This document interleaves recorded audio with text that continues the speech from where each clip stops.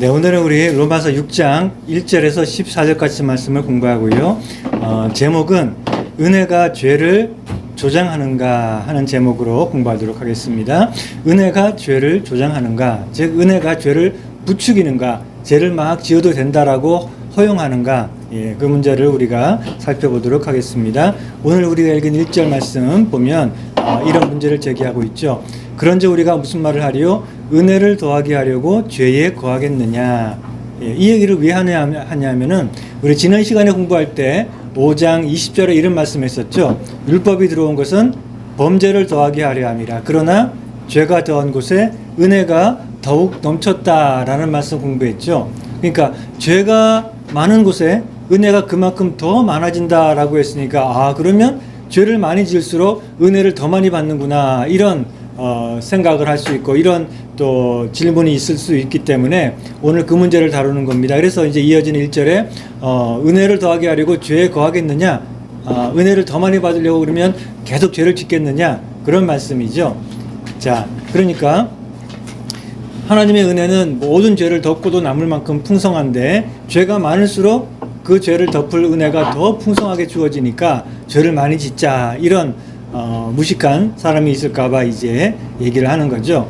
자, 그래서 1절에 제기하고 있는 문제는 무엇인가 하면, 우리가 복음에 의하면 인간의 행위가 아니라 오직 하나님의 일방적인 은혜로 구원받는다라고 했으니까, 그렇다면 하나님의 은혜만 중요하니까 인간의 행위는 중요하지 않으니까 이런 복음은 죄와 방종을 조장하고 허용하는 면허증인가?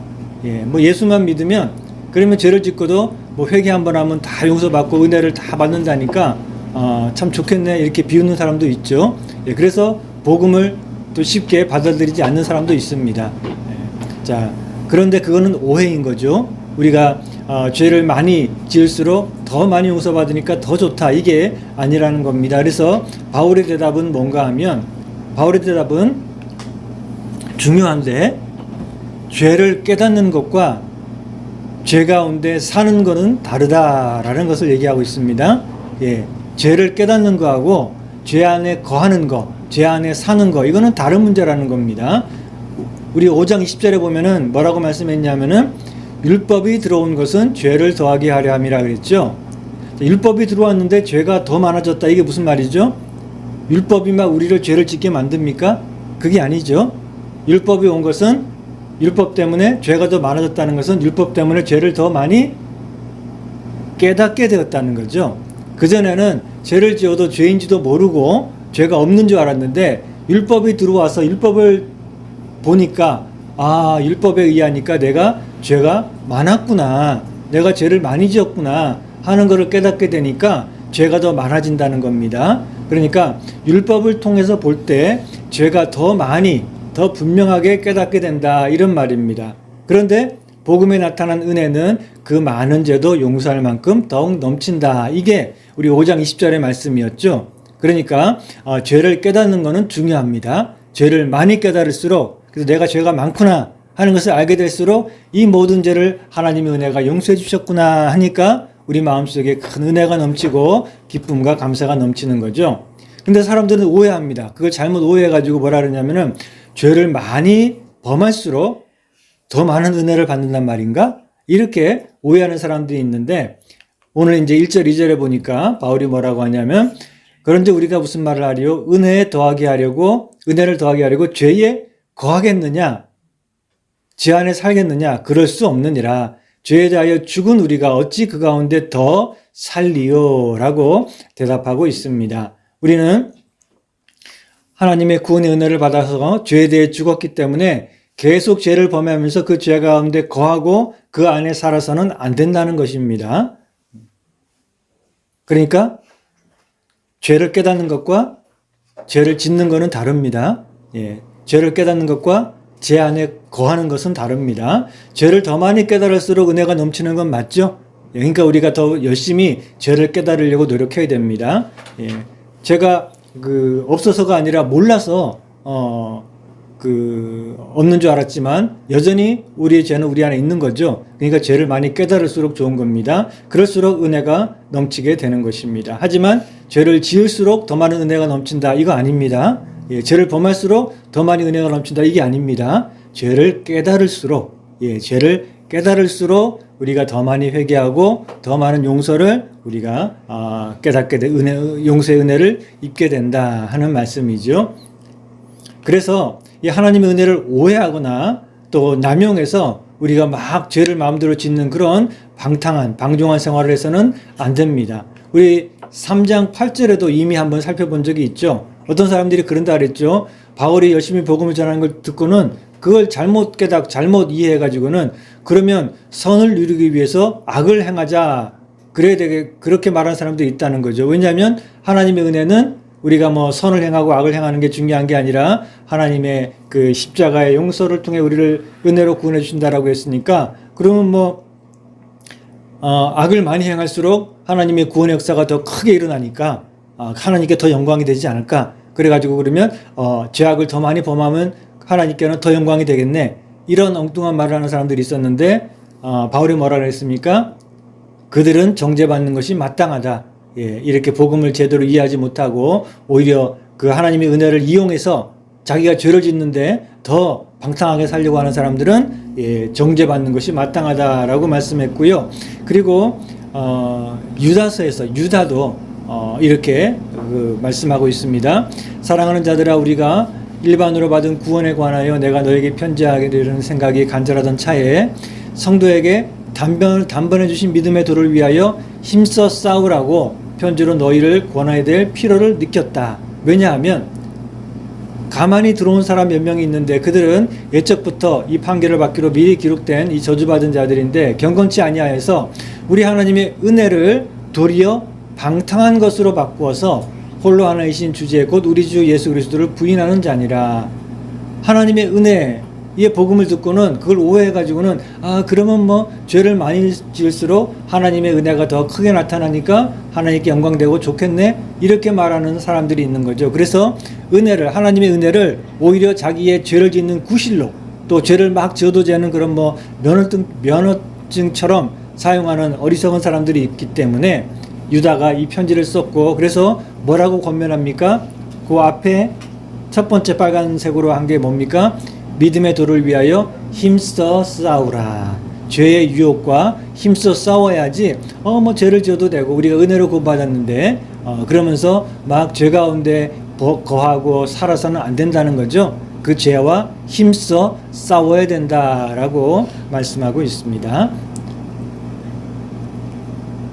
자, 그렇기 때문에 이 은혜는 율법을 폐기하는 것이 아니라 율법을 도리어 뭐라 그랬죠? 굳게 세우느니라. 우리 3장 31절 말씀이었죠. 그런즉 우리가 믿음으로 말미암아 율법을 파기하겠느냐? 우리가 오직 믿음으로 구원받으니까 율법은 필요 없느냐? 그럴 수 없느니라. 그 다음 뭐죠? 도리어 율법을 굳게 세우느니라. 믿음으로 말미암아 우리가 오히려 율법을 더 굳게 세운다는 겁니다. 예, 율법으로 구원받지 않고 믿음으로 구원받기 때문에 율법은 필요 없느냐? 그게 아니라 도리어 율법을 더 굳게 세운다. 율법이 더 필요하다라고 말씀하고 있습니다. 네. 자, 그리고 오늘 말씀해 보니까 우리가 죄에 대해서는 죽었다라고 말씀하고 있어요. 우리가 죄에 대해서 죽었다. 근데 우리가 죄에 대해 죽었다. 이게 어떤 의미일까? 죄에 대해 죽은 우리가 어떻게 죄 가운데 더 살리오라고 말씀했는데, 일반적으로 우리가 생각할 때 잘못 생각하는 것 중에 하나가 뭔가 하면은 죄에 대해 죽었으니까 시체는 이렇게 죽으면 아무 감각이 없죠. 그러니까 옆에서 막 간지럼 펴도 꼼짝도 안 하잖아요. 그렇죠? 그러니까 옆에서 아무리 뭐 간지럼을 피고 또는 웃겨도 웃지도 않고 때려도 반응도 안 하고 아무 감각이 없기 때문에 반응도 안 하는 것처럼 우리가 죄에 대해 죽었으니까 이제는 죄에 대해서 무감각해졌다. 죄가 아무리 우리를 유혹해도 우리는 거기 전혀 반응도 안 하고 그렇게 살아야 된다라고 생각하는 것은 조금 오해입니다. 왜냐하면 그렇지는 않습니다. 왜냐하면 성경 말씀을 보면은 죄와 싸우라는 말씀이 아까도 봤지만 계속 나오잖아요. 아니, 우리가 죄에 대해서 무감각하면은 싸울 필요가 없죠. 싸울 이유가 없죠. 우리가 죄가 아무리 와도 우리는 뭐 거기에 대해서 아무 감각이 없고 욕망이 없고 죄에 대해 죽었으니까 우리는 이제 죄하고 상관없다라고 하면 뭐하라고 굳이 죄와 힘들게 싸울 필요가 있겠습니까? 그러나 성경은 우리에게 계속해서 죄와 힘써 싸우라고 말씀하죠. 그러니까 죄에 대한 우리의 감각이 죽은 게 아닙니다. 우리가 우리 자신만 봐도 알고 있죠. 우리가 죄에 대해 죽었나요? 펄펄하게 살아있죠. 예, 아주 생생하게 살아있습니다. 뭐 조금만 유혹해도 헷가닥 넘어가고 그런 거 보면 죄에 대해서 우리가 분명히 살아있고 또 성경 말씀을 이렇게 보니까 12절에도 보니까 너희는 죄가 너희 몸을 지배하지 못하게 하여 몸의 사욕에 순종하지 말라. 죄가 우리를 지배하지 못하도록 싸워라 라고 말씀하고 있어요. 우리가 아무 죄에 대한 감각이 없다면 싸울 필요도 없겠죠. 그러니까 감각은 있는 겁니다. 그리고 또 8장 13절에 가보면 너희가 육신대로 살면 반드시 죽을 것이로되 영으로서 몸의 행실을 죽여라. 예, 그래야 산다라고 말씀하고 있죠. 우리가 끊임없이 몸의 행실, 죄의 유혹과 싸워서 그 죄의 본성을 죽이는 그런 삶을 살아야 된다는 것이고 또 13장 14절에도 가보면 오직 주 예수 그리스도로 옷 입고 정욕을 위하여 육신의 일을 도모하지 말라. 왜 이런 말을 하죠? 우리가 자꾸 정욕에 져가지고 육신의 일을 도모하는 그런 경우가 많으니까 이렇게 우리 그 사도 바울이 권면하기를 정욕에 지지 말고 육신의 일을 도모하지 마라 이렇게 권면하고 있는 것이죠. 따라서 우리가 죄에 대해 죽었다 하는 게 그럼 어떤 의미인가? 뭐 우리가 여전히 살아있고 감각이 있다면 그러면 오늘 2절에 우리가 분명히 죄에 대해 죽었다라고 했는데 그거는 어떤 의미일까? 이 의미는 우리가 죄에 대해 죽었다는 것은 그리스도 안에서 죽었다는 거죠. 그리스도가 죽을 때 십자가에서 예수님이 죽으실 때 우리도 함께 죽었습니다. 그것은 죄에 대한 형벌을 치렀다는 겁니다. 죄에 대한 형벌은 뭐죠? 죽음이죠. 그렇죠? 죄에 대한 형벌은 죽음인데 그 죽음을 우리는 예수 그리스도 안에서 이미 죽었기 때문에 그 죄에 대한 형벌을 치렀다는 의미이고 따라서 죄의 지배와 또 죄의 저주로부터 벗어났다는 것입니다. 그래서 죄는 우리와 상관이 없다. 그 죄의 권세, 죄의 힘, 그러니까 그 힘이라고 하는 게 우리를 유혹하는 힘이 아니라 그 힘은 여전히 있죠. 그러나 우리를 지옥으로 끌고 가는 그 저주의 힘, 정죄의 힘, 그거는 죽었다는 겁니다. 그러니까 죄가 죽었다는 것은 죄가 가지고 있는 그 권세, 우리를 지배해서 지옥으로 끌고 가는 그 권세는 죽었다는 것이고 그런 의미에서는 죄와 우리는 아무 관계가 없습니다. 죄는 결코 우리를 지옥으로 끌고 갈 수 없습니다. 정죄할 수 없습니다.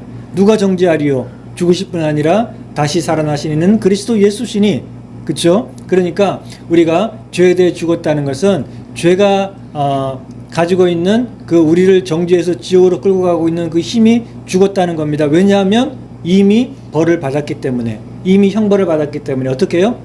죽었기 때문에 내가 죽었기 때문에 어떻게 예수 그리스도와 함께 십자가에서 내가 죽어서 죄에 대한 형벌을 치렀기 때문에 이제는 죄에 대해 나는 죽었다라고 말할 수 있는 것입니다. 그래서 10절에 보면 그가 죽으심은 죄에 대해서 단번에 죽으심이요 단번에 죽으셨다. 그러니까 죽으심이 뭐라고요? 죽음의 의미는 형벌이죠. 예수님이 왜 굳이 죽으셔야 했습니까? 죄에 대한 형벌로 죽으시는 거죠. 예, 그러니까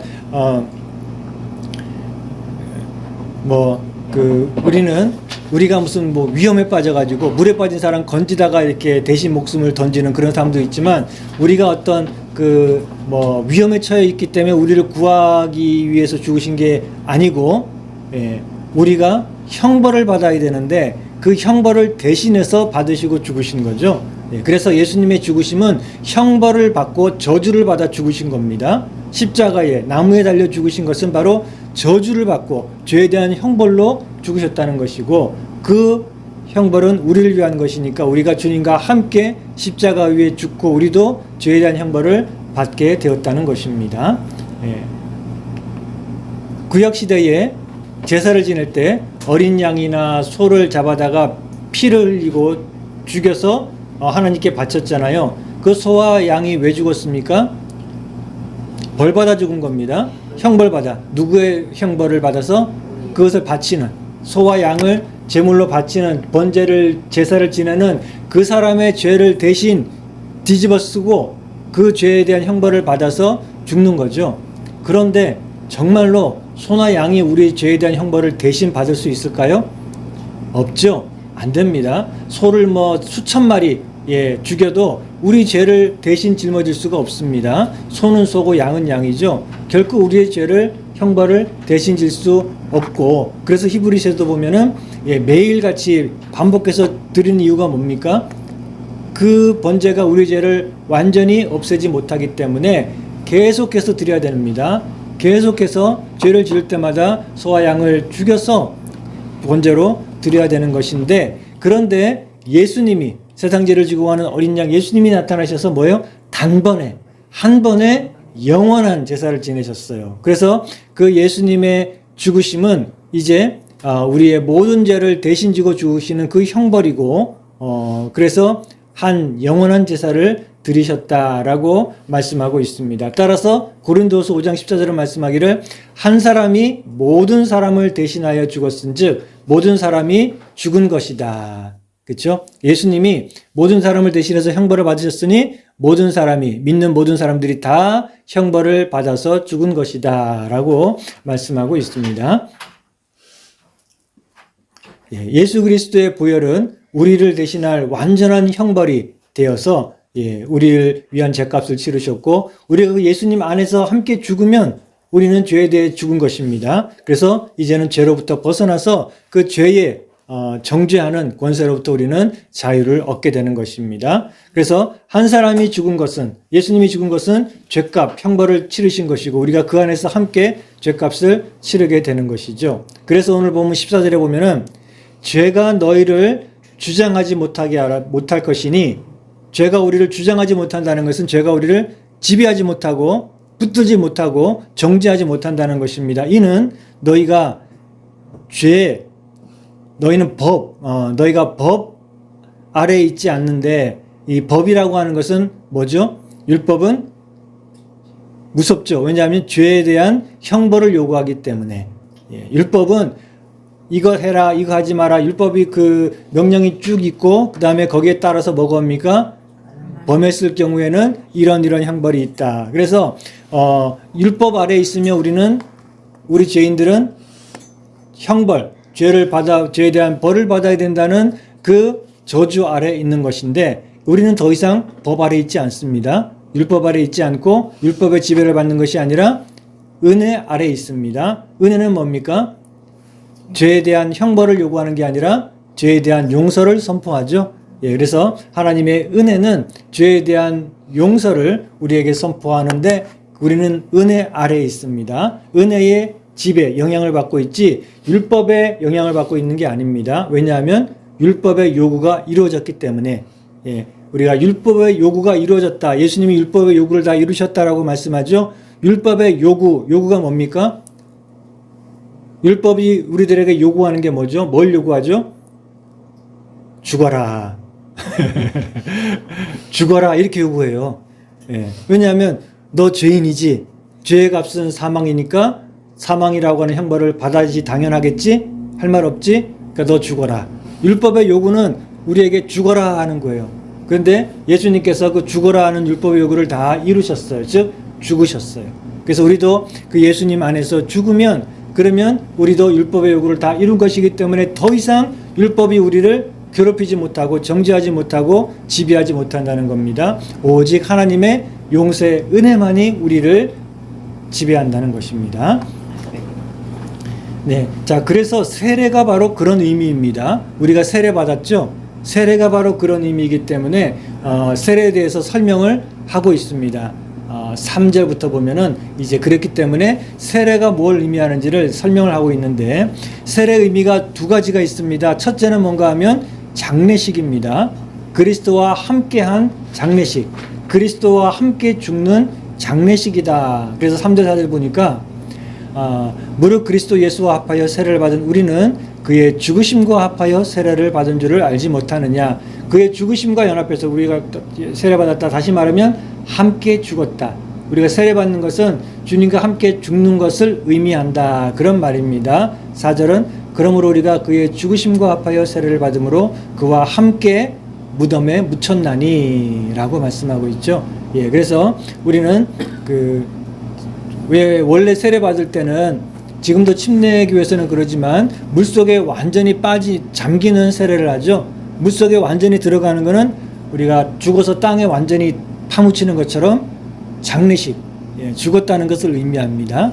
예, 그래서 세례의 첫 번째 의미는 장례식, 우리가 죽었다, 그리스도와 함께 죽었다 하는 것을 의미하고, 두 번째는 뭐죠? 세례의 두 번째 의미는 생일입니다. 장례식이 아니라 생일. 그래서 그리스도와 연합한 새 생명이 시작되었다라는 것을 의미하는 생일의 의미가 있습니다. 그래서 이어지는 이제 4절, 5절에 보면은 이는 아버지의 영광으로 말미암아 그리스도를 죽은 자 가운데서 살리심과 같이 우리도 또한 새 생명 가운데 행하게 하려 함이라. 세례를 우리가 받는 것은, 그리스도 앞에서 세례를 받는 것은 그리스도의 부활과 합해서 새 생명 가운데 살아가도록 하기 위한 것이다. 만일 우리가 그의 죽으심과 같은 모양으로 연합한 자가 되었으면 그의 부활과 같은 모양으로 연합한 자도 되리라. 아멘. 우리가 주님과 함께 죽으면 주님과 함께 영광스러운 그런 삶으로 부활해서 새 생명의 풍성한 삶을 살아가게 됩니다. 그 새 생명은 우리 주님 오실 때 그때 완전한 새 생명, 영광스러운 새 생명을 얻게 되겠지만 지금도 이미 그리스도 안에서 우리는 새 생명을 가지고 있죠. 저와 여러분들 안에는 영원한 새 생명이 분명히 지금도 살아있고 이 새 생명을 살아가게 된 것입니다. 왜냐하면 그리스도와 합해서 죽었고 그리스도와 하나가 되어서 함께 부활했기 때문에 그렇습니다. 예. 그런데 특히 기억할 것은 우리가 이 세례라고 하는 것은 단순히 죄에 대해 죽는 것만이 아니라 플러스 뭐죠? 의에 대해서 사는 것, 새 생명으로 사는 것. 그래서 우리는 세례를 받고 구원받았다면 죄를 떠나야 되지만 동시에 열심히 의의 삶을 살아야 된다. 왜냐하면 새 생명의 삶이라고 하는 것은 바로 거룩하고 의로운 그런 하나님을 기쁘시게 하는 삶이기 때문에 그렇죠. 그래서 세례는 두 가지죠. 죄에 대해서 죽는 것 플러스 새 생명 가운데 적극적으로 살아가는 것. 예. 우리가 죄에 대해 죽을 뿐만 아니라 새 생명 가운데 거룩하고 의롭게 열심히 살아가기 위해서는 뭐가 필요할까요? 믿음이 필요하고, 그리고 우리가 새 생명 가운데 살아가려면 가이드라인이 필요하겠죠. 그렇죠. 새 생명의 삶이 살아가려면 뭘 해야 되는지 우리를 이렇게 가이드할 수 있고 가르쳐 줄 수 있는 게 필요하겠죠. 그게 뭐죠? 하나님의 말씀, 성경이죠.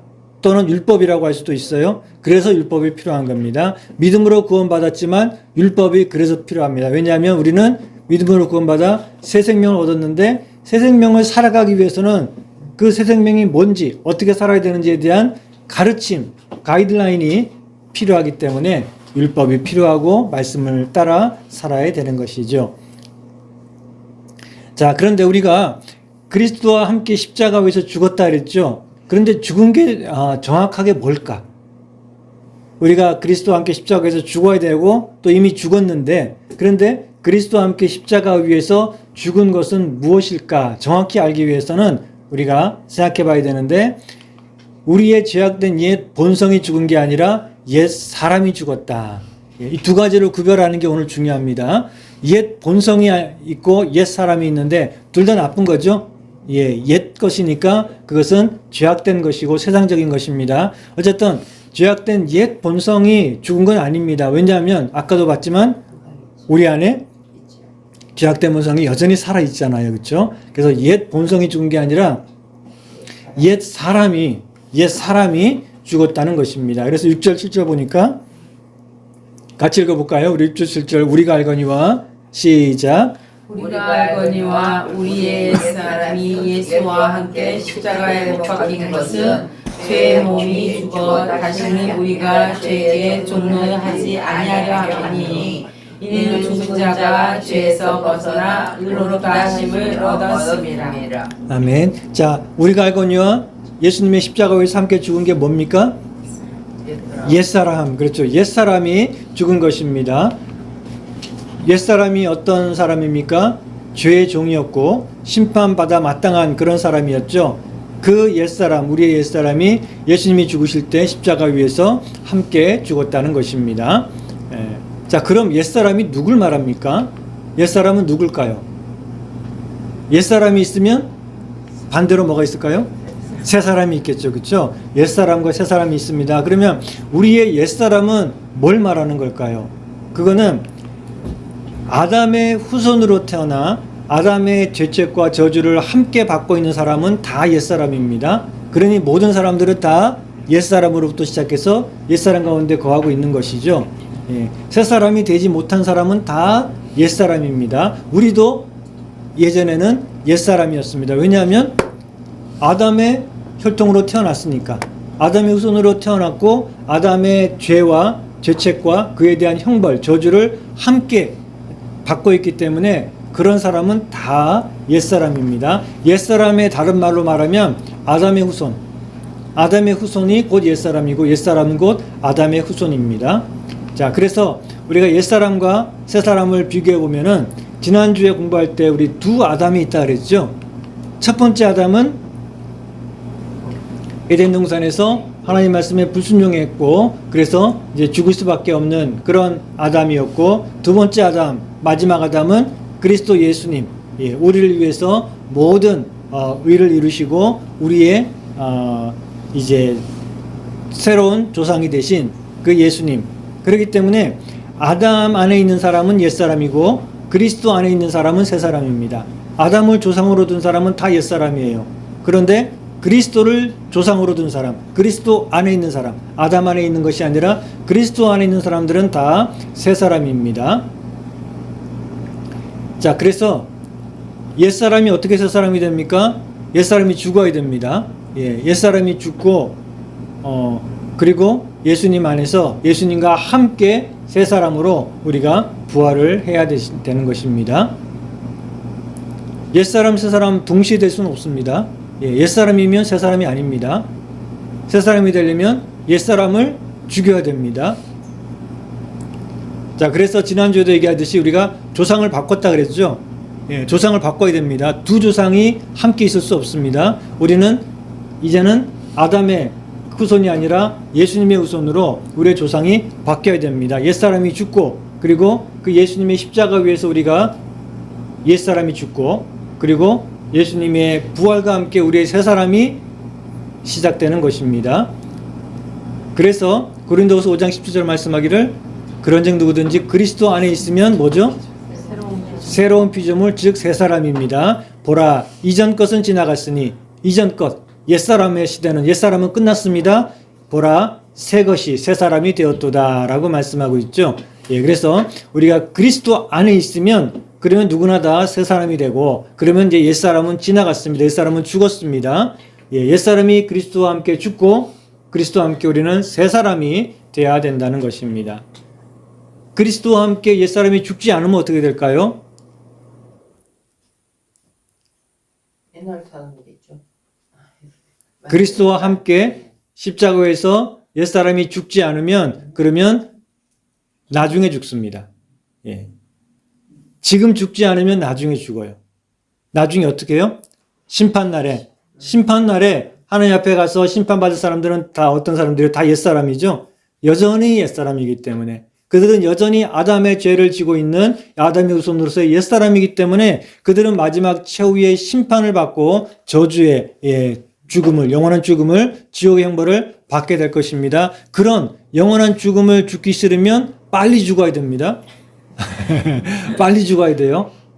그리스도 안에서 빨리 죽어야 됩니다. 우리의 옛사람이 어서 죽어야 돼요. 그래야지 나중에 가장 무서운 영원한 그 죽음을 피할 수 있는 거죠. 그래서 저와 여러분들은 복된 사람들입니다. 우리는 빨리 죽었습니다.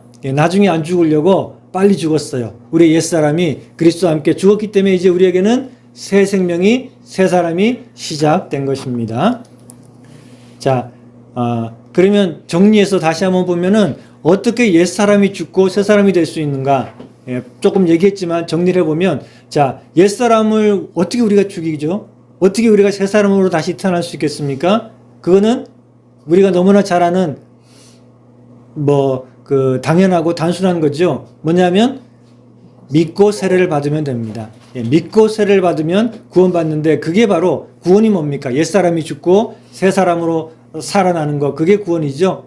그러기 위해서는 믿고 세례를 받으면 됩니다. 예, 세례만 받으면 안 됩니다.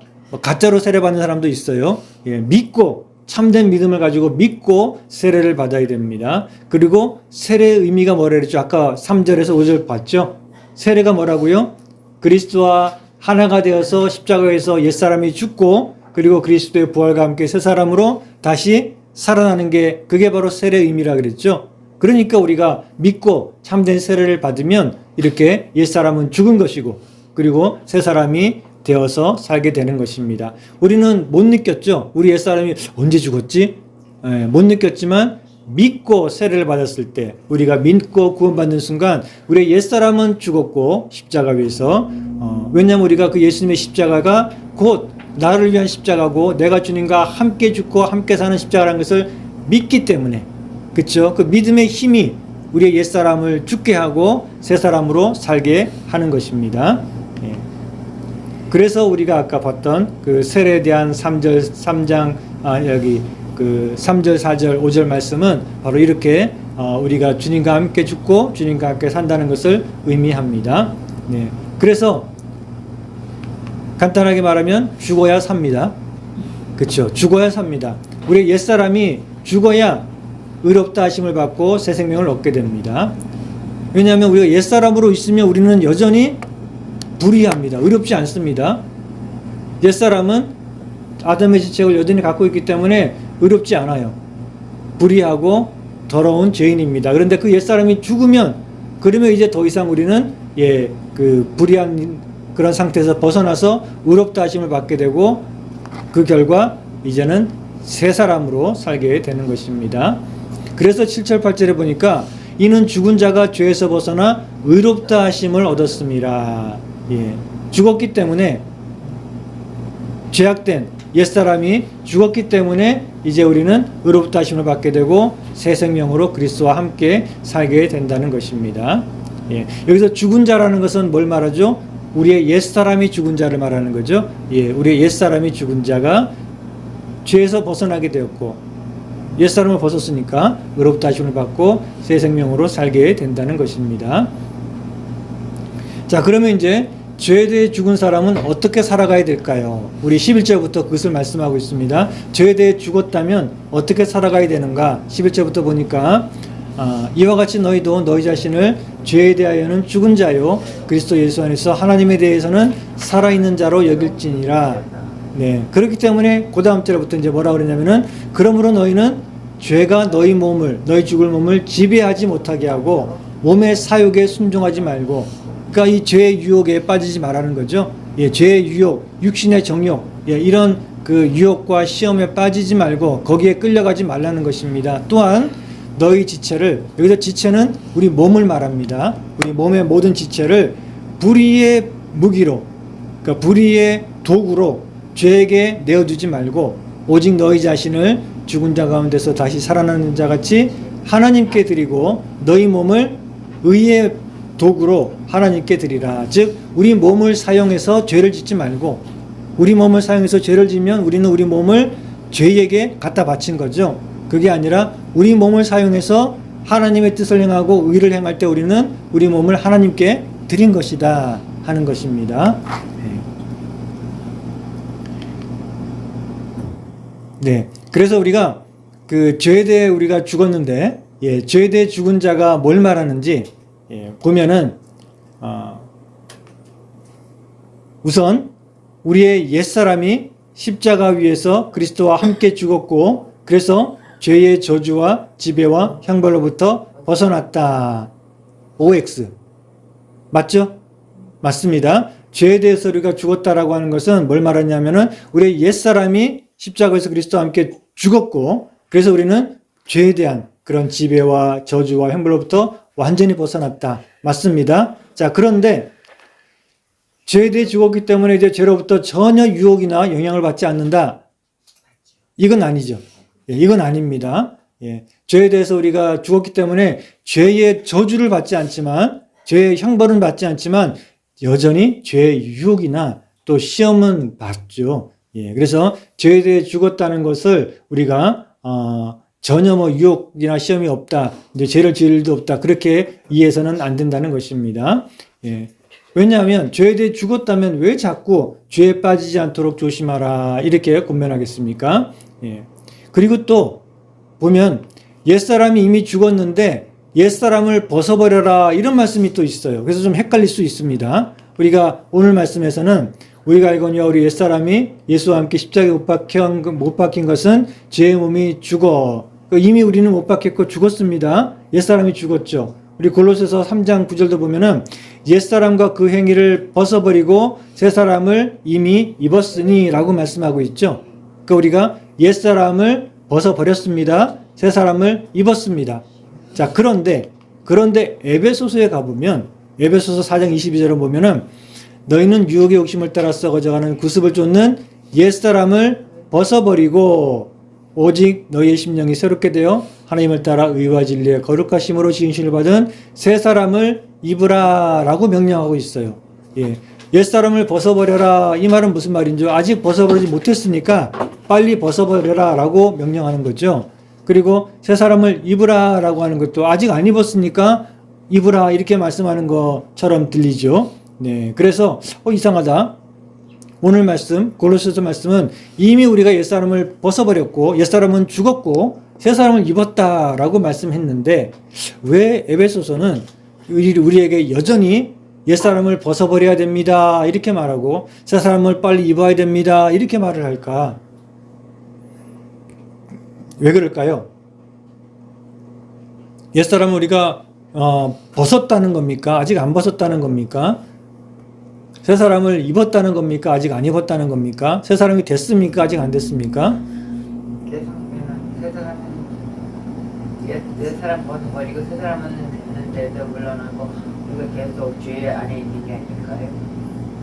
그렇죠. 뭔가 좀 부족한 게 있는 거죠. 네. 그래서 우리 현실을 보면은 옛사람은 죽은 게 맞습니다. 왜냐하면 우리는 이 지옥의 저주로부터 완전히 벗어났습니다. 그렇지만 옛사람의 습관은 완전히 버리지 못한 우리의 모습을 보고 있죠. 옛사람은 죽었는데 옛사람의 습관이 여전히 남아있어요. 그리고 새사람은 되었습니다. 그렇죠? 분명히 말씀하신 대로 우리는 새사람이 되었어요. 예, 아까 뭐라 그랬죠? 누구든지 그리스도 안에 있으면 새로운 피조물이라 이전 것은 지나갔으니 보라 새 것이 되었도다. 분명히 말씀했고 우리는 그리스도 안에서 새사람이 되었는데 그런데 새 사람의 합당한 모습과 행동은 온전히 갖추지 못한 그런 상태에 있는 경우가 많죠. 아무리 훌륭한 믿음의 사람도 아직 완전한 새 사람의 모습을 갖추지 못한 경우가 많고 옛 사람의 그런 흔적, 본성이 남아있는 경우가 참 많죠. 그게 우리의 현실입니다. 그러니까 죄와 싸우라라고 말씀하는 거죠. 그래서 에베소서 4장 말씀은 옛 사람을 벗어버리고 새 사람을 입으라 라고 말씀하는 것은 새 사람이 되었으니 새 사람에 어울리는 걸맞는 그런 삶을 살아야 된다 이런 말씀입니다. 자, 이걸 우리가 이런 비유로 설명해 볼 수 있습니다. 자, 여기 보면 이 아가씨와 유부녀 좀 네, 말이 이상한데 이거는 이제 뭐 결혼하기 전의 여자와 결혼한 다음의 여자 혹은 남자도 마찬가지예요. 총각과 유부남 이렇게 해도 똑같습니다. 예, 결혼하기 전의 사람과 결혼한 후의 사람인데 자, 결혼하기 전에는 처녀 때는 어떻습니까? 친구들 만나서 마음대로 놀러 다니고 가서 친구 집 가서 같이 밤새도록 수다 떨고 또 같이 잠도 자고 또 뭐 누가 남자친구 소개시켜준다 그러면 아무나 만나도 되고 그렇죠? 얼마나 자유롭습니까? 처녀 때는 뭐 하고 싶은 대로 다 할 수 있죠. 예. 그랬는데 결혼하고 나면 그러면 이 자유를 잃어버리죠. 그리고 가정에 묶여가지고 남편하고 또 자녀에게 많이 이렇게 헌신해야 되고 또 서로를 위해서 그렇게 살아야 되고 그러다 보니까 좋은 것도 있지만 행복한 것도 있지만 또 옛날이 그리운 경우도 있죠. 옛날에는 참 내가 친구 만나서 밤새 수다 떨고 또 어디 마음 먹으면 그냥 여행도 가고 재밌게 놀았는데 지금은 그럴 수가 없고 연락도 잘 못하고 그러니까 아 옛날이 그리워 그런 경우도 있을 수 있죠. 예. 그래서 우리가 결혼을 해서 유부녀가 되어도 처녀 때의 그 습관이나 욕망이 완전히 사라지진 않고 남아있을 수 있어요. 그렇죠? 그래서 옛날에 좀 하고 싶은 데 좀 하고 마음대로 놀고 그럴 때가 좋았는데 그런 생각을 가질 수 있죠. 완전히 없어지지 않습니다. 결혼식을 딱 하는 순간 옛날의 생각은 싹 사라지고 처녀 때의 그런 습관들은 기억도 안 나고 이제는 또 그 순간 탁 아줌마가 되는 거 아니죠. 남자도 마찬가지입니다. 남자도 총각 때 마음대로 친구들하고 막 놀고 다니던 그런 생각이 완전히 없어지지 않죠. 결혼해도 여전히 그때 습관이 남아있고 그때 생각이 나고 그럴 겁니다. 그래가지고 그때 습관대로 하면 어떻게 됩니까? 문제 생기는 거죠. 가정에 이제 대판 싸우고 문제가 생기는 거죠. 그렇지만 이미 결혼한 사람이라는 사실은 변함이 없어요. 결혼했는데 철없어가지고 그냥 친구 집 가가지고 밤새 놀고 그리고 오면은 이제 아침에 부부싸움 하는 거죠. 그렇지만 그렇게 했다고 해서 다시 처녀로 돌아간 거 아니죠. 여전히 자기는 유부녀고 유부남입니다. 그러니까 이 결혼을 하고 나면 총각이나 처녀가 결혼해서 유부남, 유부녀가 되고 나면 그 마음속에는 두 가지 욕망이 있어요. 두 가지 욕망. 하나는 옛날에 막 자유롭게 마음대로 살고 그럴 때가 좋았는데 그때처럼 또 그렇게 막 재밌게 내 마음대로 살았으면 좋겠다 하는 마음과 또 하나는 이제 내가 이렇게 복된 가정을 이뤘으니 이 가정에서 배우자에게 충실하고 자녀를 정말 열심히 잘 키우고 예쁘게 키우고 예쁜 가정 만들어야지 그런 욕망이 있고 두 가지 욕망이 있죠.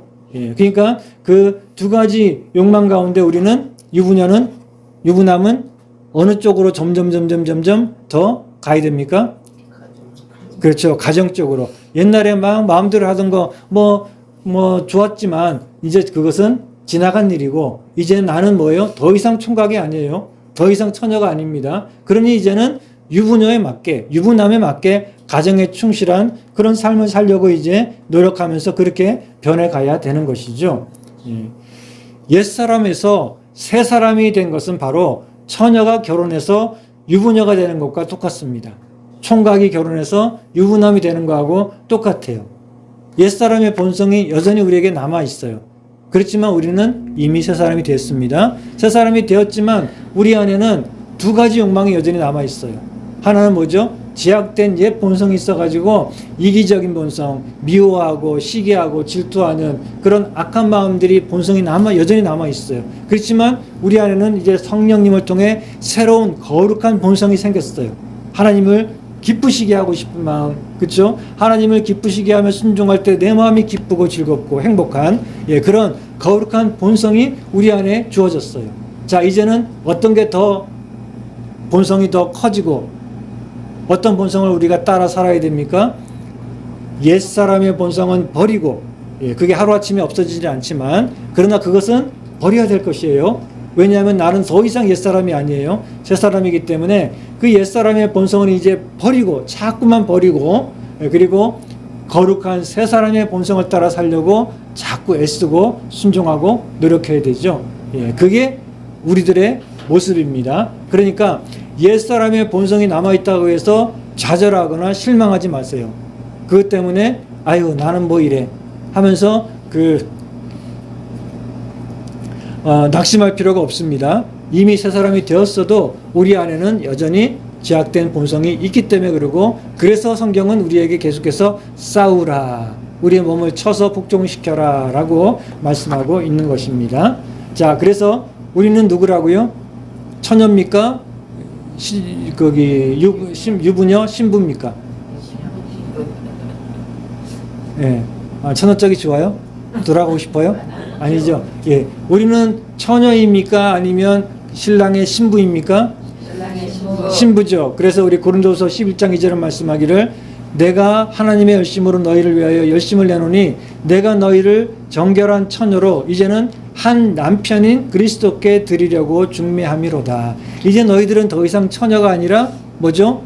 그리스도에게 신랑 대신 그리스도에게 드려진 거룩한 신부가 되었다. 유부녀란 얘기예요. 그리스도에게 속한 남편인 그리스도에게 속한 유부녀가 되었다. 이게 새 사람입니다. 따라서 옛사람 처녀로 마음대로 내 본성대로 살던 그때를 이제는 잊어버리고 그때를 벗어나서 새 사람에 합당한 그런 모습으로 살아가야 된다는 것입니다.